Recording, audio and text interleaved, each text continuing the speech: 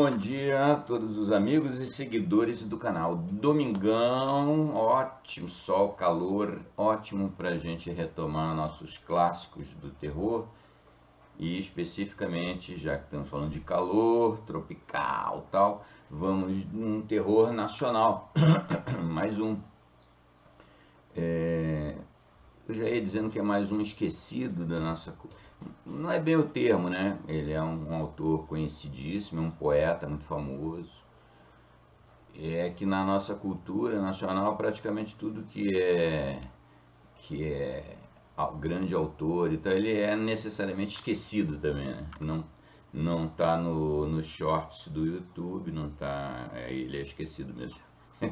Então nós vamos falar de um poeta famoso, ele é o ponta esquerda lá da Academia de Letras, né? O patrono da cadeira número 11, é o Fagundes Varela. Fagundes Varela, como muitos outros autores, né? Ele é muito conhecido pelos brasileiros como nome de rua, né? Não como escritor ou como poeta, mas ele é um poeta famoso na roda da literatura. Era para ser famoso na cultura brasileira, né? Então Fagundes Varela é um baita poeta, né? Ele é um byroniano, pode-se dizer assim. Ele é na verdade, ele tem aquele típico perfil do meados do século XIX, né? O cara morreu novinho, ele morreu com 34 anos, né? Ele é de 1841, morreu em 1875, morreu com 30 e poucos anos. É aqueles casos de vida desperdiçada, né? De tragédias pessoais e tal, em apenas 30 e poucos anos. Lembra um pouco, lembra assim, vagamente a trajetória do Edgar Allan Poe, mas o Fagundes Varela não é um especializado em terror. Ele escreveu um conto, poucos contos, né? Ele era muito mais dedicado à poesia, o que fez a fama dele. Então, o Fagundes Varela escreveu alguns poucos contos, né, na fase mais prolífica da vida dele, que foi lá em 1860, por aí. E esse conto é de 1861, esse que nós vamos narrar hoje. Chama-se A Guarida de Pedra.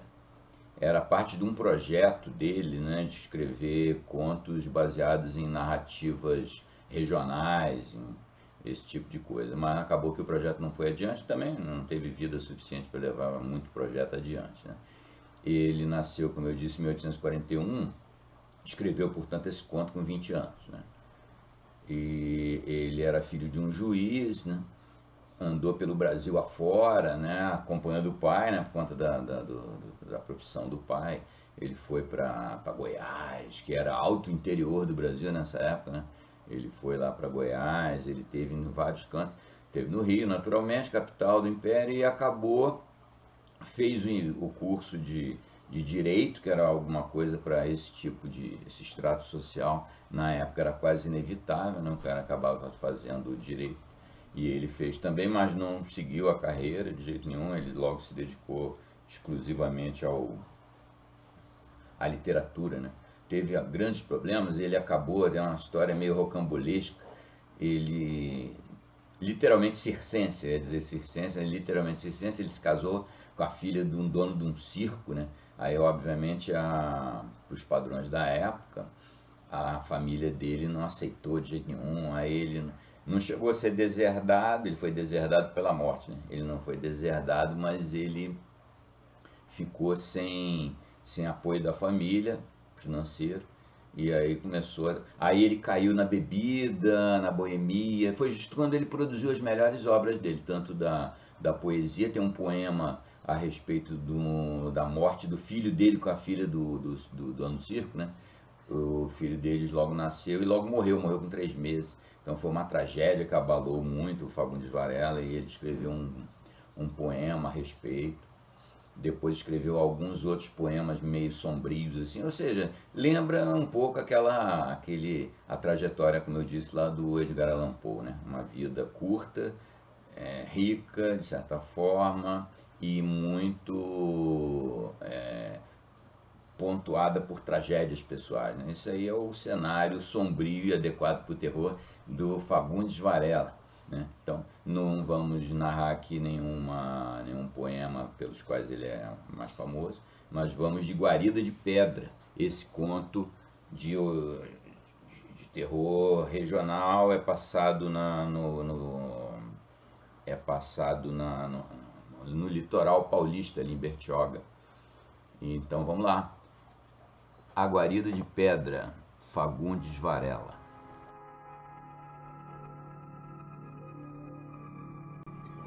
A Guarida de Pedra, Fagundes Varela, 1861.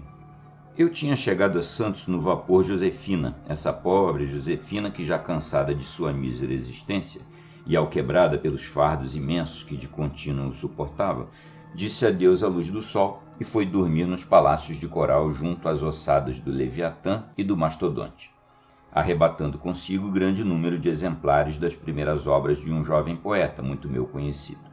Estávamos no mês de novembro, o calor era insuportável, os mosquitos nos perseguiam atrozmente, a mim e mais 2 companheiros que me olvidei de mencionar, como se fôssemos outros tantos faraós, e o resto desse enjoo tão amaldiçoado por Dom Juan nos torturava o estômago horrivelmente. Tínhamos-nos hospedado no Hotel D, onde passamos um dia inteiro a apreciar o novo batel que representava um inglês, discutindo com 2 franceses e 3 alemães, as monótonas tacadas de um bilhar sempre ocupado e o aroma gastronômico dos camarões e lagostas, que não estavam muito em harmonia nesses momentos com o estado despótico de nossos buchos doentes. À tarde, meus 2 amigos vestiram-se cuidadosamente e, acendendo os indispensáveis charutos, cada um tomou para seu lado. Eu, porém, que me achava horrivelmente esplenético, peguei em um volume de J. Sand, As Cartas de um Viajante, julgo eu, e, dirigindo-me para a praia, aluguei uma canoa e ordenei que me conduzissem a Bertioga, onde tinha um pescador meu conhecido, homem de 80 anos, agradável ao último ponto e excelente narrador de legendas. Era já bastante tarde quando cheguei. Saltei a praia e dirigi-me à casa do meu velho amigo. Bati. O octogenário recebeu-me com vivas demonstrações de alegria e, puxando um escabelo, fez-me sentar. O calor era intenso, mas, entretanto, um grande fogo de ramos secos ardia no meio da cabana e alumiava com seus clarões vermelhos e trêmulos as denegridas paredes de onde pendiam arpões de ferro, redes de finas malhas e mais outros arranjos que só empregam-se nas pescarias. Como estava inundado de suor, lancei minha sobrecasaca e chapéu a um lado, desapertei a gravata e, depois de haver conversado algum tempo com o pescador sobre coisas gerais, pedi-lhe que me contasse alguma história desses lugares. Por alguns minutos concentrou-se o ancião como para folhear o livro das recordações de sua longa existência e depois disse-me: "Vou-vos contar uma triste história, sucedida bem perto de nós, na fortaleza da Bertioga. Eu era muito pequenino quando ouvi o barulho que produziu esse acontecimento. Ouvi-me. Eu era muito pequenino quando ouvi o barulho que produziu este acontecimento. Ouvi-me. E, unindo os tições da fogueira, deu começo à narração. Eis pouco mais ou menos o que me contou ele. Havia, há muitos anos, no fim da muralha principal que protege a fortificação de São João da Bertioga, uma guarida feita de uma só pedra, onde, nas noites de chuva e tempestade, se abrigavam os soldados que faziam sentinela. Tinha essa guarida 2 janelinhas gradeadas de ferro, em forma de cruz, que davam ambas para o mar, e no chão, bem no fundo, uma espécie de respiradouro ou buraco que servia para deixar sair as águas que porventura a invadissem. Por baixo levantavam-se grandes e escarpados rochedos, onde as vagas se arrojavam, soltando continuados borrifos de refervente escuma e desprendendo lamentosos rugidos. No tempo em que o tenente R. era comandante da fortaleza, os habitantes das imediações falavam de visões e espectros medonhos, que, justamente quando o bronze relógio acabava de soar a última pancada de meia-noite, apareciam junto à guarida de pedra, horrorizando e assombrando tudo. Os soldados tinham se tornado escravos de um terror sem limites. Pediam de contínuo ao comandante que tivesse compaixão deles, que os poupasse as cenas diabólicas que soliam acontecer todas as noites, que mandasse, enfim, benzer por um padre aquela guarida maldita. Porém, ele sorria-se desdenhosamente. chamava-os de medrosos e covardes e os obrigava a tomar seu posto. Uma noite, distribuindo as sentinelas, mandou para a guarida de pedra o soldado André. O pobre homem lançou-se aos pés de seu superior. Pediu, em nome de quantos santos existem, que o dispensasse por aquela vez.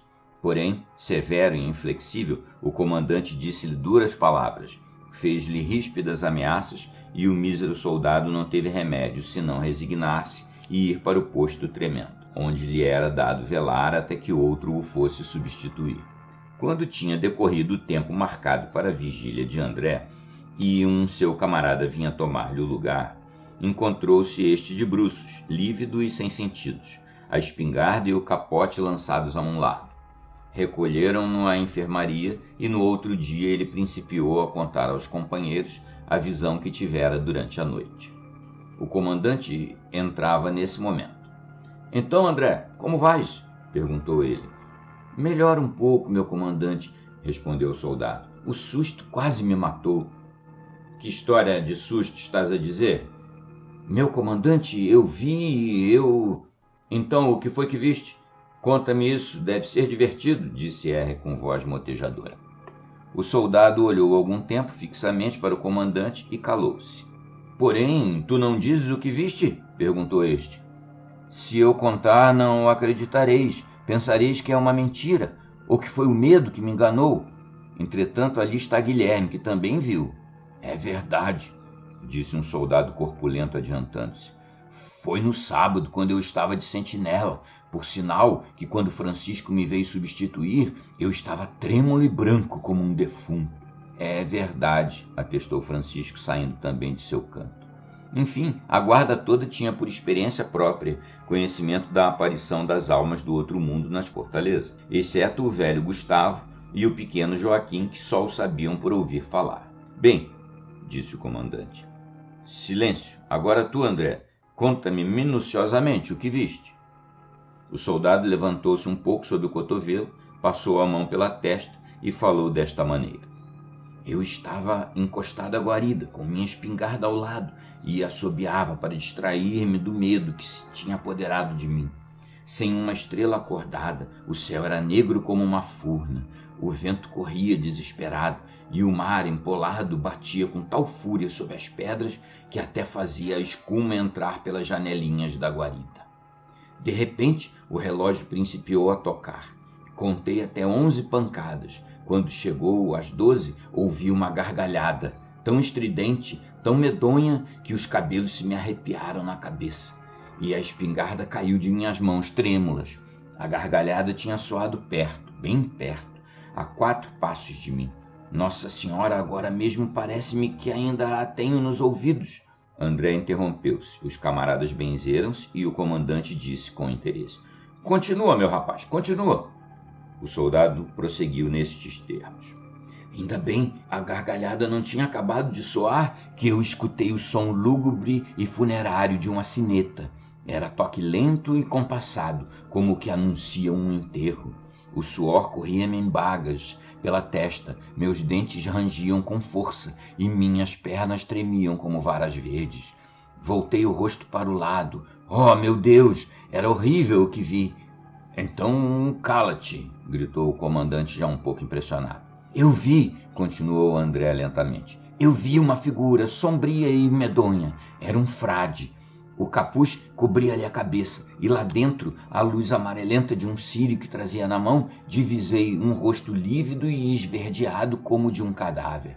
Os 2 olhos, que ardentes e inflamados me faziam correr calafrios nas veias. Atrás dele vinham 4 vultos, todos mais alvos que a neve, e seguravam com uma mão um chicote fumarento, enquanto a outra sustinha um caixão mortuário. Eles caminhavam, lentos, que parecia gastar 1 hora para mover um pé, e cantavam com voz tumular e cavernosa a encomendação dos defuntos. Um vento gelado e furioso corria por todos os lados. As aves da morte piavam desoladamente. As ondas exalavam soluços frenéticos, batendo-se umas contra as outras. Entretanto, a diabólica procissão caminhava sempre. O frade que ia na frente estava já perto e estendia seu braço de esqueleto para me agarrar. Valha-me Nossa Senhora! Gritei eu.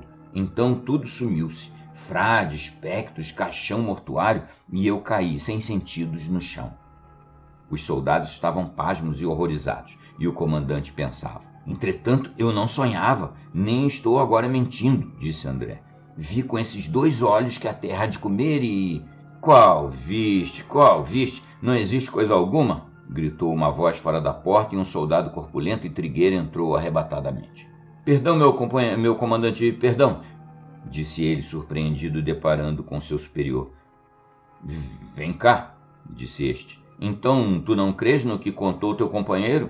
Eu não, senhor, respondeu o soldado. Essas coisas só aparecem aos medrosos e covardes, e eu não tenho nada disso. Então eu sou medroso? Sou covarde, Jorge? Disse André, olhando fixamente para o rosto bronzeado de um seu camarada. Tu és mais poltrão que uma galinha. Pois olha, retorquiu André, se estivesses no meu lugar, talvez te custasse mais caro. Gargalhou Jorge, para te mostrar que tudo isso não passa de asneiras, e voltando-se para o comandante, eu peço licença, meu comandante, para ficar hoje de sentinela na guarida de pedra. Os soldados olharam todos espantados para Jorge. Julgavam impossível que depois da narração de André alguém se lembrasse mais disso. Sabiam, é verdade, que o soldado era valente e destemido, que seu corpo estava coberto de cicatrizes, que nunca recuara ante o número dos inimigos, fosse ele qual fosse. Porém, achavam temeridade, loucura, o tentar ele combater com espíritos. A licença foi concedida. Quando chegou a hora, Jorge escorvou a espingarda, carregou 2 pistolas e foi-se postar cantarolando na guarida. Seus companheiros viram-no preparar-se, espantados de tanto sangue frio, e foi com uma espécie de terror que o viram descuidosamente meter-se no seu abrigo de pedra, à espera dos tremendos inimigos. Depois retiraram-se todos e puseram-se a conversar, junto do fogo, com o ouvido alerta. A noite era negra e tempestuosa. Os ventos rugiam pela floresta, lúgubres e desenfreados, como os sombrios demônios de Ramayana. As ondas referventes de ardentias agitavam-se com espantosos rugidos como se defendessem o misterioso tesouro dos Nibelungen. O trovão retumbava pelo espaço como o ronco de uma população de titãs adormecidos. Quando o relógio principiou a soar lenta e lugubremente as badaladas da meia-noite, Jorge aprontou suas armas e pôs-se à espera do que viesse. Quando, porém, a 12ª pancada acabou de soar, o soldado sentiu uma ventania tremenda, devastadora como o simo, um asiático, que parecia derribar tudo à sua passagem, e o dobre longínquo das sinetas dos mortos, acompanhado de uma salmodia, chegou a seus ouvidos. O valente soldado estremeceu um pouco, mas, reavendo depois todo o sangue frio, riu-se consigo mesmo e murmurou: é o vento, é a tempestade que ruge. Entretanto, o toque aproximava-se cada vez mais, e o coro medonhamente solene ressurgia, abafando o bramido das vagas. Dir-se-ia que tenho medo, falou Jorge, porém não é preciso ver, e deu um passo fora da guarida. Lá vinha o medonho frade na frente, com sua face esverdeada e sinistra, seu olhar de Satã debaixo do capuz. Atrás dele, à luz macilenta dos círios, seguia-se o caixão, conduzido pelos 4 espectros alvos como a neve. Jorge sentiu os cabelos se arrepiarem, e o frio do terror correu-lhe pelo corpo, porque a estranha procissão aproximava-se mais e mais. E vinha em sua direção. Avançou mais um passo e gritou com a voz alterada, preparando a espingarda: para aí! Senão faço fogo! Os fantasmas, porém, caminhavam sempre, e já estavam a poucos passos. Então Jorge levou a espingarda ao rosto e fez fogo. Nesse momento, um vento glacial e empestado passou-lhe pela fronte e tomou-lhe a respiração. O soldado caiu como se sentisse o peito despedaçar-se debaixo das garras de bronze. Os companheiros ouviram o tiro e benzeram-se, mas possuídos pelo terror, não ousaram ver o que era. No outro dia, a guarida estava deserta. Pelas janelinhas viam-se fragmentos de roupa ensanguentada e pedaços de carne humana agarrados à grade de ferro.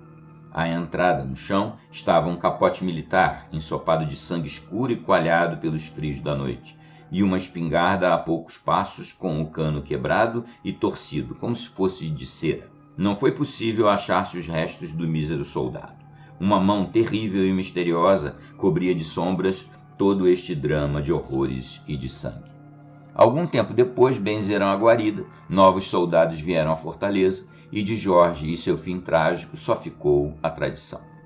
Aqui o ancião acabou a sua narração e calou-se. Eu pus-me a meditar. No outro dia, pela madrugada, despedi-me do pescador. A aurora era bela e suave. Um bando de alvos pássaros rastejava o mar, quedo com as asas levianas. Uma brisa matinal carregada de eflúvios marinhos batia-me pelo rosto. Entrei na canoa e parti.